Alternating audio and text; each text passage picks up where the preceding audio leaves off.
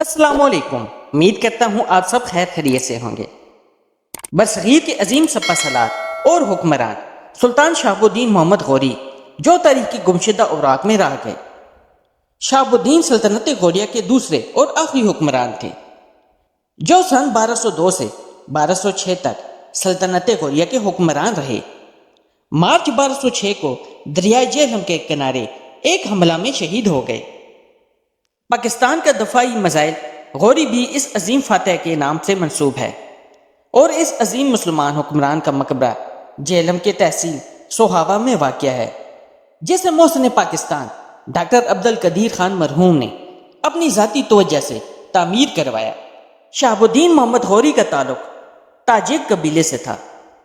Safe الدین ثانی کے انتقال کے بعد غیاث الدین غوری سلطنت غوریہ کے تخت پر بیٹھے، اور انہوں نے 567 ہجری بمطابق 1173 سن میں غزنی کو مستقل طور پر فتح کر کے شہاب الدین محمد غوری، جن کا اصل نام معز الدین محمد غوری ہے، غزنی میں تخت پر بیٹھے۔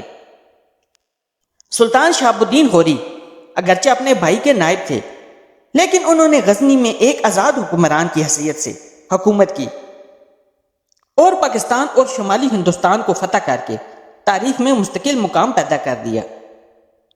598 ہجری میں اپنے بھائی کے انتقال کے بعد وہ پوری غوری سلطنت کے حکمران بن گئے۔ شہاب الدین محمد غوری کی فوجی کارروائیاں موجودہ پاکستان کے علاقے سے شروع ہوئیں، اور وہ مشہور عالم درہ خیبر کے بجائے درہ گومل سے پاکستان میں داخل ہوئے۔ انہوں نے سب سے پہلے ملتان اور اوچ پر حملے کیے۔ ملتان اور اوچ دونوں فتح کر لیے۔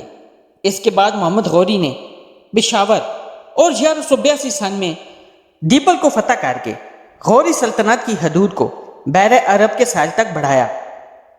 پرتھوی راج کے کئی ہزار جنگی ہاتھیوں پر مشتمل 3 لاکھ سے زائد فوج کو شہاب الدین غوری نے شکست دی۔ اس طرح مسلمانوں کی ایک عظیم سلطنت ہندوستان میں قائم ہوئی، جو 1857 تک قائم رہی۔ پرتھوی راج کو شکست دینے کے بعد شہاب الدین نے دلہی اور اجمیر بھی فتح کر لیے۔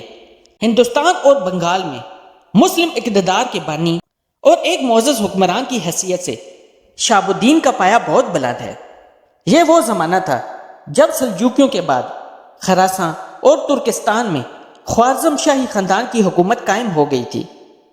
غوریوں کی اس خاندان سے مسلسل لڑائیاں رہتی تھیں۔ غیاث الدین کے بعد شہاب الدین کے زمانے میں یہی لڑائیاں جاری رہیں۔ ان لڑائیوں کے سلسلے میں شہاب الدین 601 ہجری میں خوارزم تک پہنچے، لیکن وہاں ان کو شکست ہوئی اور یہ مشہور ہو گیا کہ محمد غوری جنگ میں شہید ہو گئے۔ اس خبر کو پھیلانے میں پنجاب کے کھوکھروں نے بغاوت کی۔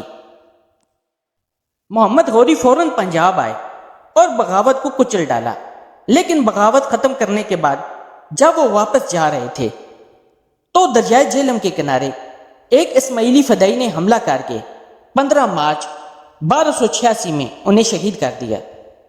ان کا مقبرہ ضلع جہلم کی تحصیل سوہاوا میں چکوال موڑ جی ٹی روڈ سے تقریباً 17 کلومیٹر کے فاصلے پر واقع چوہان گاؤں میں ہے۔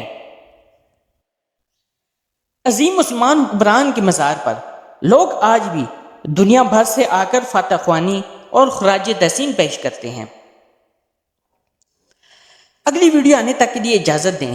اللہ پاک آپ کا حامی و ناصر ہو۔ دعاؤں میں یاد رکھیے گا۔ اللہ حافظ۔